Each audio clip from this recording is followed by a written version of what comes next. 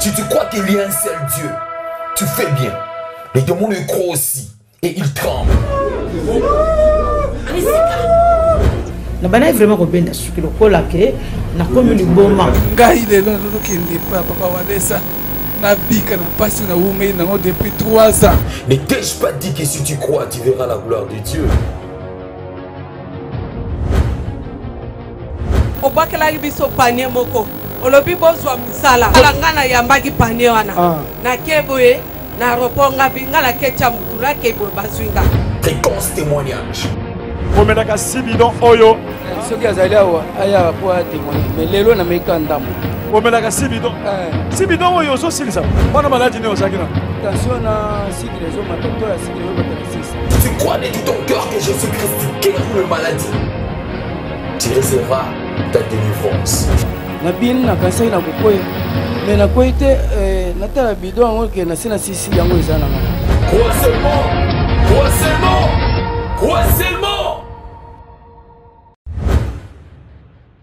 Lokumu kembo na masanzoli ezonga bobele epa na Yesu Masiya.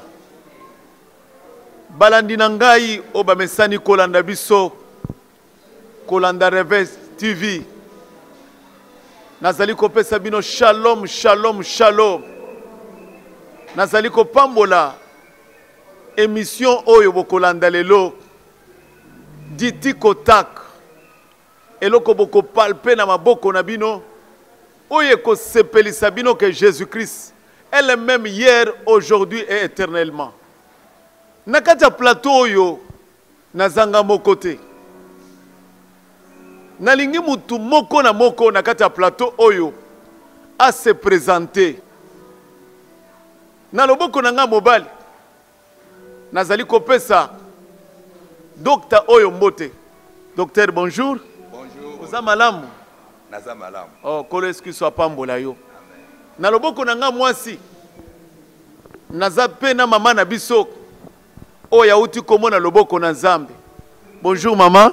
Bonjour papa. Oza malamu. Naza malamu. Ah, kolo eski so kumisama. Tozali penza ko umela te. Nabi que la fois passée, mosali na Nzambe, le révérend Walesa, alobaki ke biso tozalaka na ba preuve tangible. Denge Biblia ezali koloba. Denge pe batoma bazali koloba. Mukanda ya Jean azali kokoma lobi ke makambo tozali kokomela bino. Biso toza ba témoin oculaire. To simba makambo. To vivre yango. Dengo tozali ko témoigner yango. Apa docteur. Kutani na mwana mwasi yo ndenge nini? Ou examiner ndenge nini? C'est docteur Mwamba. Je témoigne la grandeur de notre Dieu. Parce que nous sommes les médecins, nous sommes des scientistes. Nous recevons beaucoup de malades. Et nous savons bien que des maladies incurables est tellement impossible pour que la médecine moderne puisse donner la solution.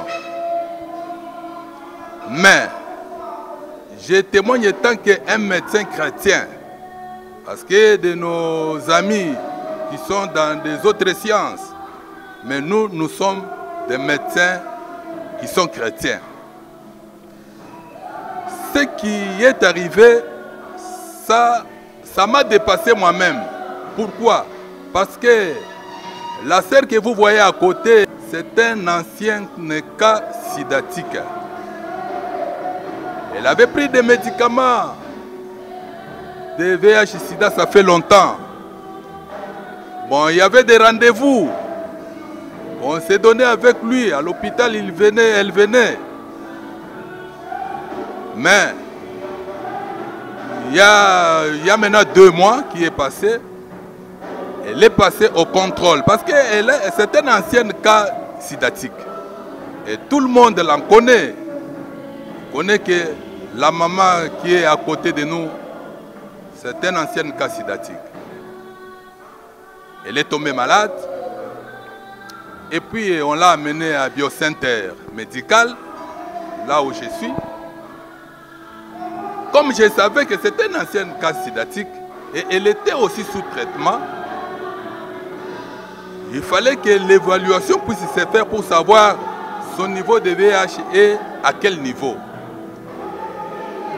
Il y a 2 reprises qu'on a fait les examens. Le premier examen était fait au mois de février. Et au mois de février, à partir du 23, le 23 février de cette année. Et puis, le résultat était sorti séro-négatif. Bon, on avait gardé le résultat pour ne plus lui dire parce qu'elle avait le problème aussi de la tension. On a continué le traitement avec elle. Au mois d'avril, on a passé encore pour faire le même test 3 fois. Et nous avons trouvé que la maladie causée par la VIH-Sida, qu'on appelle VIH-Sida, cet virus n'était plus dans son sang. Et je lui ai posé la question, qu'est-ce que tu as fait? Parce que moi je ne savais pas qu'elle prie ici chez Wallace Ministries. Ce sont des cas que nous recevons à l'hôpital. Bon, on n'avait pas besoin de son obédience religieuse.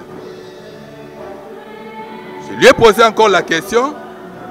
La maman me disait que moi, j'ai pris chez Wallace. C'est là où on était parti prier pour moi. Et on l'avait, donc pendant que le pasteur avait fait la prière, elle était sous toujours la prise de médicaments.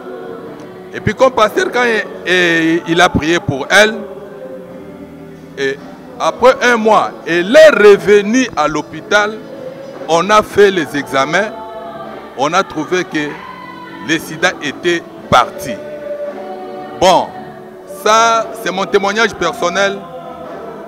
Nous recevons beaucoup de cas sidatiques, mais la guérison que nous étions incapables de donner, parce que ce n'est pas aujourd'hui que cette dame était malade, mais en voyant ce que Dieu a fait, nous ne pouvons pas fermer la bouche pour que nous puissions aussi donner ces grands témoignages aux autres qui ont le même cas, de savoir que il y a un Dieu. Même si nous, les médecins, les scientifiques, nous sommes incapables de traiter, voire même des médecines traditionnelles. Il y a des praticiens qui se disent aussi qu'ils peuvent guérir le sida. Et jusqu'aujourd'hui, le monde entier savent que jusqu'aujourd'hui, le sida est une maladie incurable. Elle a souffert combien d'années? Bon, elle a souffert il y a presque 4 ans. Après 4 ans. Donc 4 ans, 5 ans, la maman dit 5 ans. 5 ans. Bande Konanga. O likambo tozali kolobela. Ezali likambo yo. Yande konabiso mwasi oyo. Wazalaki na maladie ya sida. Oyo azali docteur. Oyo ayebaki ke maladie na ye eumelaki mingi.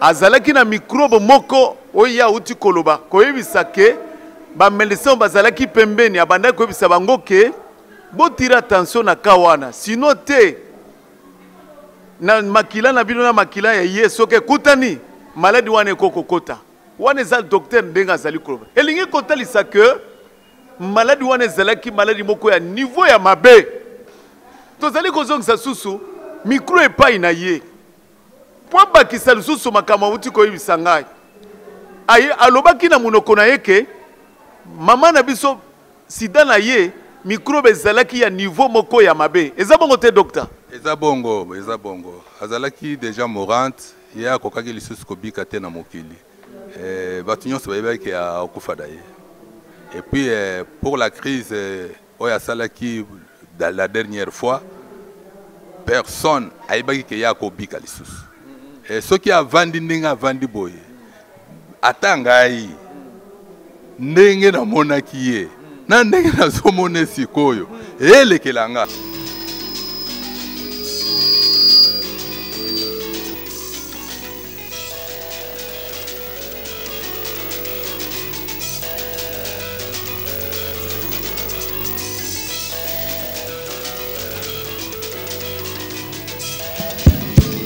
Mwana mwasi. Tala bosongisa. Yewana. Elle est là. Tala loboko na ye. Regardez sa main. Tala ndenge ba bloqué ango. Regarde comment on a bloqué. Yewana. Elle est là. Pause. Yewana. Elle est là. Tala loboko na ndenga siminga. Regardez sa main. Tala ndenge ba sali ye boye. Et la manière dont on l'a touché. Ye azawana na sima. Aha. Oh, naleki. Mendenge bazuye. Amen. Oh, si je parle comme ça, il y a aussi le corps médical comme moi. La tension artérielle de cette maman, c'était au mois de mars. C'était 4,20. Donc tension systolique 40, tension diastolique 20. Tout à cela qui les sous-soutient na bon moy. Et puis tant que pas à qui cause un traitement, il fallait aller dans ndako. Mais tant que vous dans ndako, vous allez prier quelque part, puis vous allez na bisoté. Mais ce que tant azongi na contrôle de tout qui commande que électrovirus VIH n'était pas encore dans son sang. C'est pourquoi on est tout nakié parce qu'il y a les praticiens qui sont sur place à cause de la Melikisia Bokoko à Salindengenin. Il y a bien Melikisia Bokoko côté, mais basale là qui est prière.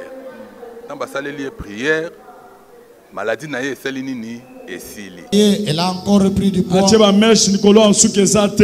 Au-dessus là, il n'y a pas de cheveux. Mbebonyo se banako vimba. Les lèvres là gonflées. Les sapezo vimbezo bisato fina. Les doigts là gonflés. Motomoko ayeba kite na famille na yeza la bande kone kaka yemoko na esika zwaka bakisi. Il n'y avait qu'elle même et là où elle prenait les médicaments.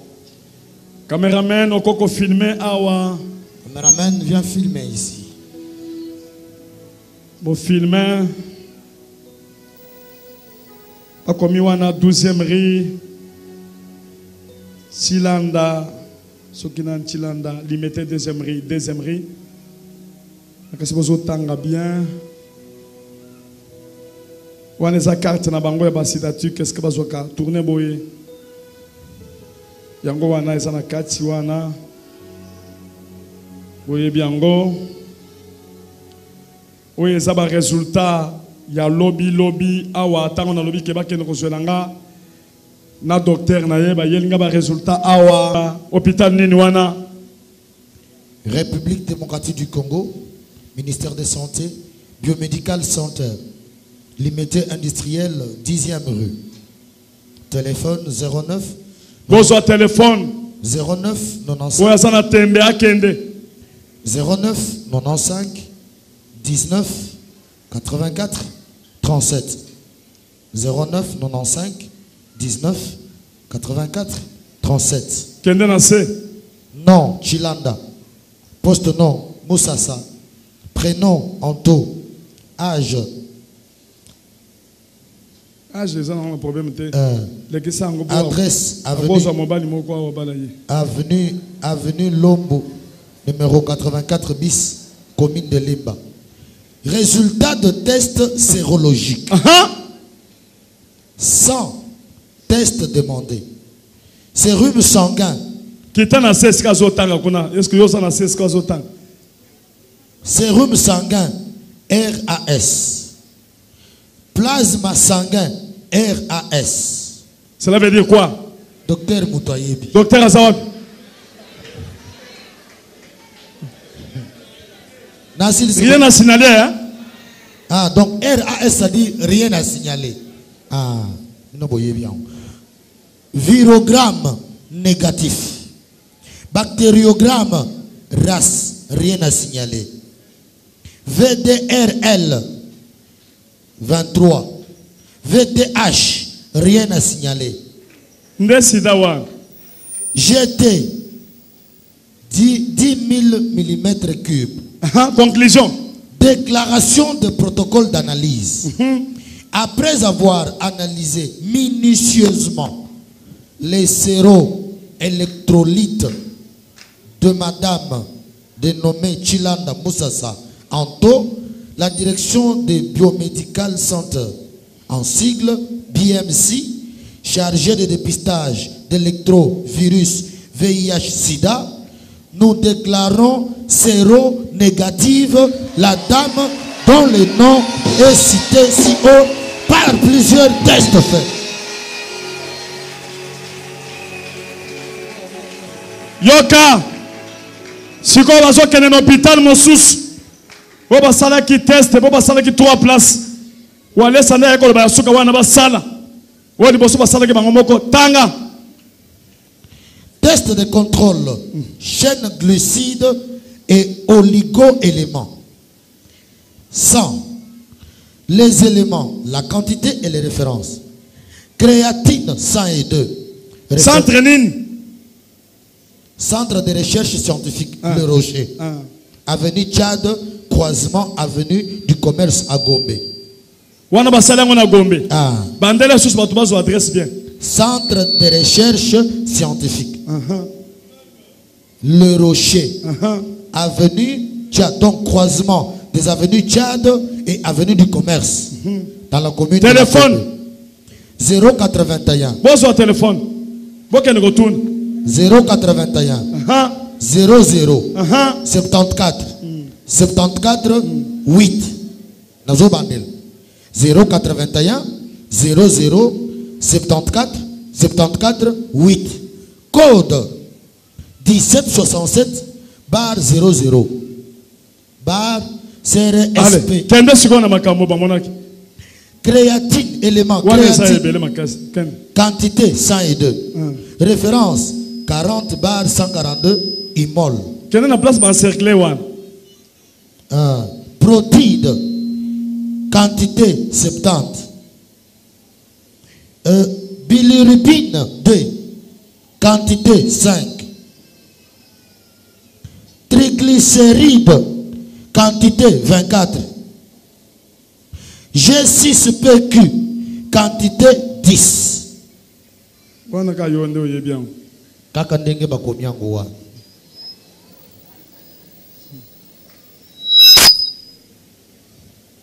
Résultat d'analyse 100 donc makila HGB 10 grammes, VDR négatif, PDR négatif, VDH négatif, VS 0-20 mm3 bar H, Vidal THTO négatif, FL 60%, P 70%, L 50%, N 50%, B 60%. Denazoloba boye. Ezana batu mususu bakozala na ka ndenge moko yepe azali. Mais boye bake o ezali likolo ya médecine ce sont les intelligences humaines. Mais o ezali likolo ya intelligence ya bomoto ezanzambe. C'est Dieu qui donne la guérison. Et aujourd'hui moi je crois que Dieu est capable de guérir le sida. Parce que, comme elle a guéri le sida qui était chez notre sœur, et toi aussi ce soir où je suis interviewé, si tu as le même cas, même si tu es désespéré, croyez que le même Dieu là, comme elle a fait avec notre sœur, est capable aussi de faire avec toi. Mais cela dépend de l'homme à qui l'onction de la guérison des maladies est là. Ça dépendra de la grâce. Moi, je ne suis pas pasteur, je ne sais pas. Momoni, docteur Azali Kotali Sabiso ete ya kanisa ki ke abiki na ba minganga oyo ba traditionnel basunga kana bokoko ya kanisa ki apese kisi songolo yangonde elongoli virus ya munene oyo ya munene ya kafumba ya sida na nzoto na ye. Tango ayoki sango ya ke Jésus-Christ de Nazareth yende mutu asali abike moi en tant que docteur chrétien nakoki kokanga maloba te na yango tozali kopesa maloba oyo asukisa nango émission na biso na kombo na skiso docteur topesi yo maloba. Vraiment pour na clôturer namoni que Zambe azali kolo ya médecine apesi basali na ye une certaine capacité ya ko guérir ba maladie incurable, ba maladie où la médecine est incapable de donner la guérison. Et puis yom tozo landangai ndenge naza boye, bien que nazalaki ko sambela, mais bon, vous savez na misala na biso na eu décision penza ya ko banda ko sambela à partir ya témoignage ya maman que je vais masquer son nom pour sa dignité. Ya koyeba ke ata ezali maladie ya ndenge nini, ok, pas na biso ba docteur, quel que soit hôpital oyo koki ko kende na poto partout, au moni solution ezate. Luka moseli na nzambe oyo azana onction wana ya ko pesa délivrance pe don ya guérison ya ba maladie incurable.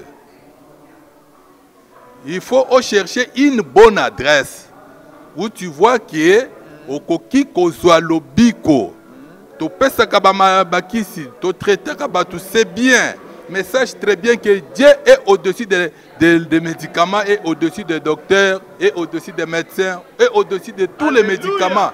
Bien que les autres médicaments qu'on a prévus et kobima pour VIH, mais sache très bien que na obat ba osala échec et kozala menzamba kozala ka likolo na nyonso. De nazo témoigner monene na nzambe aza malade ngana yebi, aza mutu ya sikate, aza mutu tolandeli, jusqu'à aujourd'hui aza guéri na kombo ya Yesu Kristo, le véritable médecin. Nde nazo kumisa nzambe wana que nzambe wana aza sous capable po asalela yo pe bala mususu okozala na même cas ya sida lokola ye ozolanda interview ya pokwa ya lelo kozala désespéré te, chercher une bonne adresse. Et si quand nazali ko interviewer o ba interviewer nga lelo na pokwa, de manière que zamba zo sala comme ça oye bako sambela pona yo. Et puis la guérison pour notre Dieu est tellement facile. Ce qui est impossible aux hommes, aux médecins, à la science, à la technologie est possible à notre Dieu. C'est pourquoi na komisi monene na Nzambe pour la guérison à notre sœur. Na komisi pe basali o basambela ki pe pona ye pour être guérison et comme ndenge comme lelo nde yango na so komisa Nzambe. C'est pourquoi na yeko témoigner. Merci beaucoup. Tolingi pe toyo kamuke mama na biso kutu ya lobi pe mingi abaki sata muke na maloba oyo docteur asiko loba pona yo ozana maloba nini na balandi nyoso bakolanda mokili mobimba okobisa bato basi balemba deja na konde mokobisa bango nini bao bazana ba docteur baza wana pona kosunga biso me mayele na bango pe esuka kape.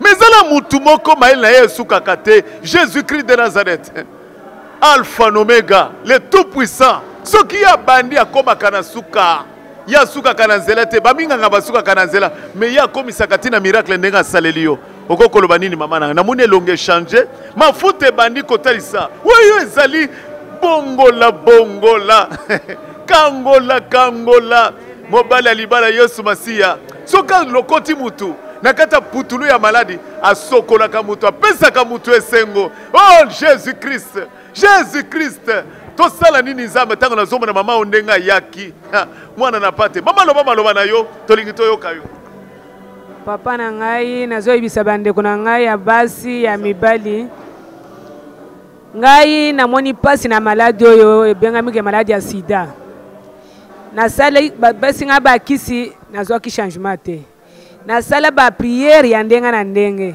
na matingombe ya mangengenge na sali ba jeune ba melisinga ba jus ba melisinga ba mai na zwaki solution ta moko te amesaki tina mafuta nyonso wana balekisio na moto te na moto balekisaka te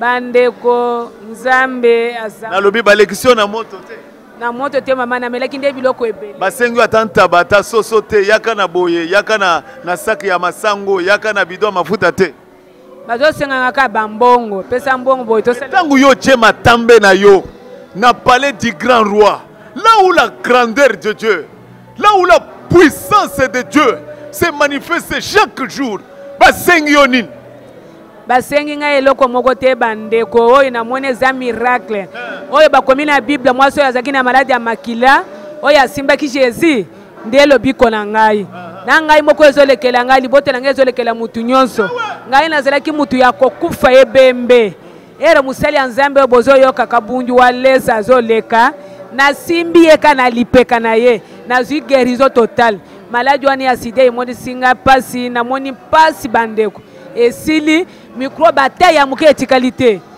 yango nazokumisa nzambe oyo aza na maladi lokola ya ngai nzambe oyo ya walesa akosalela ye koleka po aza capable ndenge asaleli ngai ndeko na ngai ya mwasi ya mobali oza na maladi okumitungisa te yaka epa nzambe ye nde aza mobikisi. Amen. Omoni bakao ya kosimba boy tozalaki na mutu moko azalaki na problème ya miso asimbi kaka mosala na nzambe malade ya miso elimwe. Avant napesa témoignage oyo nalingi nayebisa bino eloko moko ke bozosambela nzambe ya solo. Avant de donner ce témoignage, j'aimerais vous dire que vous priez un Dieu vrai. Yami bale nalingi nayebisa bino ete papa walesa aza mosali ya nzambe ya solo. La deuxième chose, j'aimerais vous dire que Papa Walesa est un serviteur de Dieu vrai. Ngande bomoni nga boye nazaki na problème ya misu nasambela nanga awate.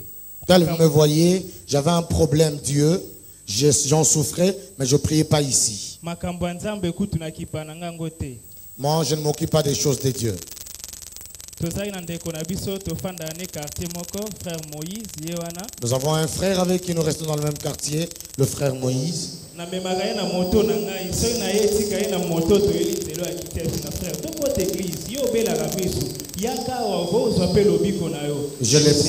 le prends à bord de ma moto, je vais le déposer. À chaque fois que je le fais, il me dit, ben, tu as un problème, Dieu, tu viens, on va prier pour toi. Chaque jour,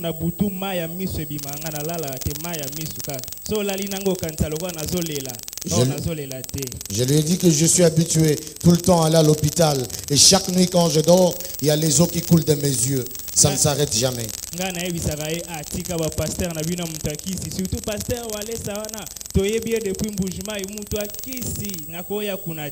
Je lui dis, vos pasteurs, on les connaît. Surtout les pasteurs Walesa, depuis Mboujima, nous les connaissons. C'est un féticheur, je ne peux pas venir.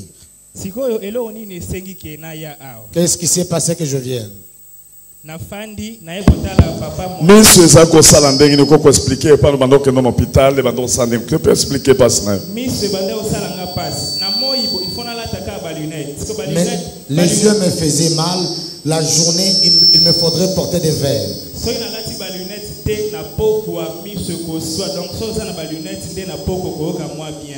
Si vous n'avez pas de lunettes le soir, les yeux vont faire très mal au point qu'elles ne font que couler des eaux. Mais si vous portez le soir, vous aurez un peu bien. Après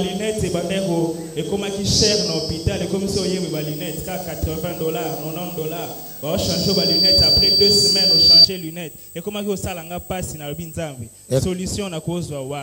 comme il était devenu accoutumé que chaque fois 2 semaines, on devrait me changer de verre à $90, $80, j'ai dit Seigneur, je voudrais que tu trouves pour moi une solution.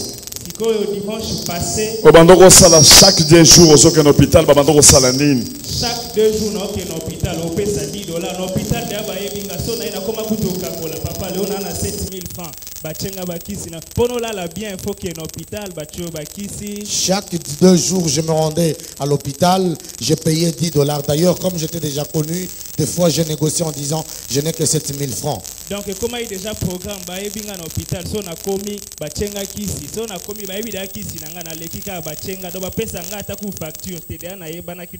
j'étais devenu client de l'hôpital, j'étais connu, il n'y avait même plus question de facture, il suffisait seulement que j'arrive, je paye l'argent et puis on me met les médicaments, comme tout le monde le connaissait, et je m'en allais. Dimanche passé, namoni nasola kina papa Moïse na ebisi etala boye nazoka pasi ya ebisi ngai yo ndo boya kanzamba walesa kosala nzamba walesa kosala nyonso po kangata makambo na yo boya na église na biso kaka oya kosambela wana okomona nzamba osala. Le dimanche passé quand j'ai eu ce problème, j'en ai parlé au frère Moïse qui m'a dit le Dieu de Walesa fera en sorte que même tout problème toutes tes affaires soient bloquées de sorte à ce que tu viennes à l'église et que le Dieu de Walesa agisse pour que tu le témoignes.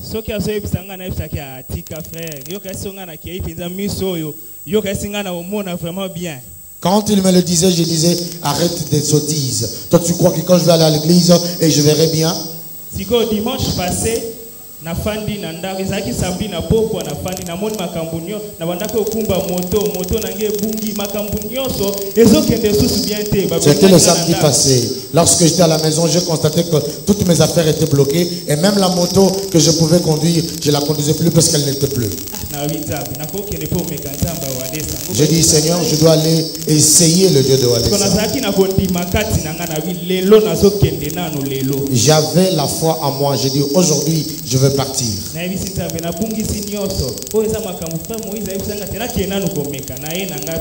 Je suis venu, j'ai dit, Seigneur, j'ai tout perdu. C'est exactement les choses que le frère Moïse avait dit. Je suis venu ici.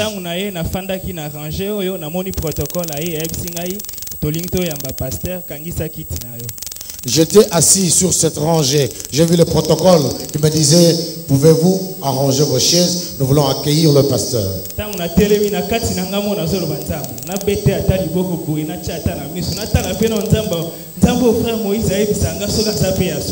Quand je me suis levé, j'ai dit, Seigneur, donc il va passer, je pourrais même le tapoter sur l'épaule, comme ça je verrai ces miracles dont le frère Moïse me parle. Ce n'est pas une histoire ancienne. Moi je ne crois jamais, mais moi-même j'ai cru.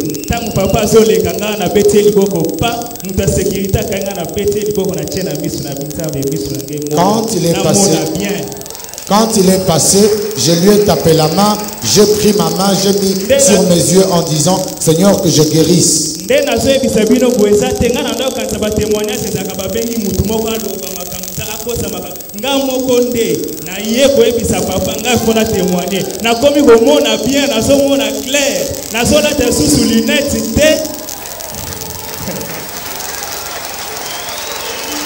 Maya miso bimanga lisusu te nalali lundi na kanisi loba maya bimanga na butu na sutuki ba 0 ya ba 1 na bi maya bimate nalali 5h nalali mardi mercredi lelo toza dimanche ata maya miso moko te ezo bimanga lisusu na miso ya bonde na ye liboso ya église. Je suis venu devant l'église pour demander pardon pour toutes les paroles que j'avais sorties.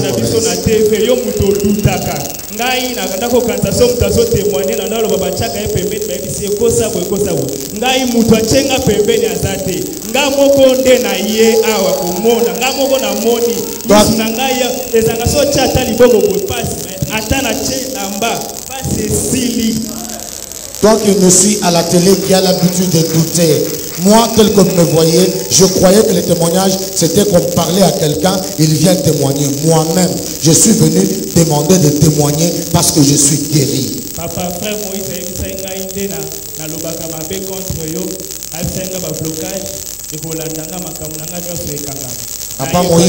Papa frère Moïse m'avait dit que comme je parlais du mal contre toi, le blocage me poursuivront partout. C'est pourquoi je viens que vous me posiez les mains et que mes affaires s'ouvrent et que je voie clair.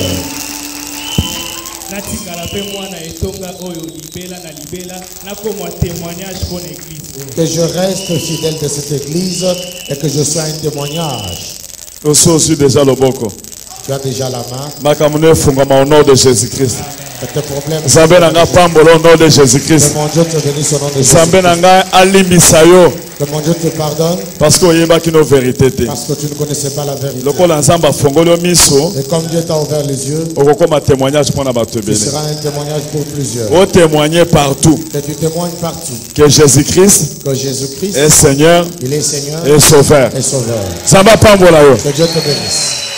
Mutu moko atikaki mwana na ye na ndako mosala nzambe alingi kota boye asimika mosala nzambe miracle esalami elingi kotalisa que l'onction est l'onction de Dieu.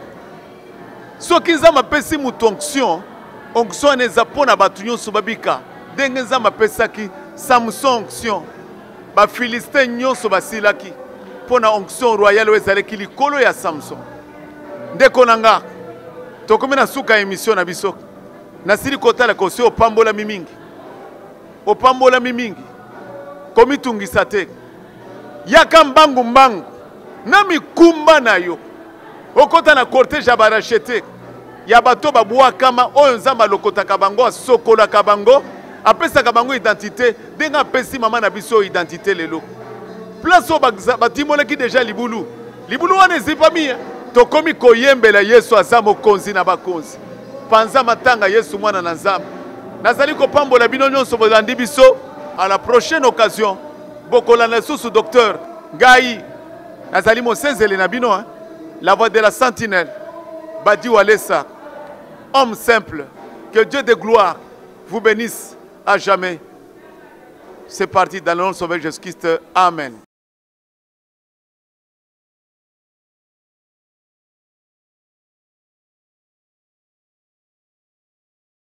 Omenaka sibidon oyo.